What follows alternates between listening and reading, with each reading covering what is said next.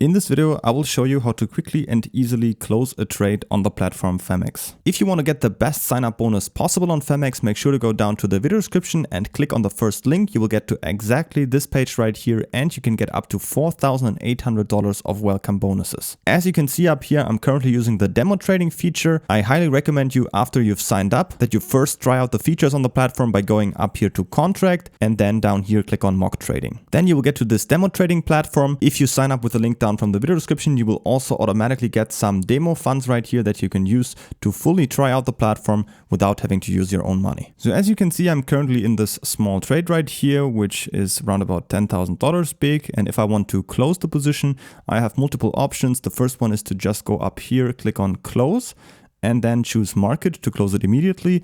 And then I can type in the amount I want to close in right here, or also use the slide controller. So if I put it to 100%, I can just close the entire position. Of course, I can also close, for example, only half of it. Let's do that. If I click on close long, you will see now it's only $5,000 that is left. So I can also close parts of the position. A second option would be to go down here and click on market. You can also choose how much you want to close of your trade. Again, if you choose 100, you would just close the entire position.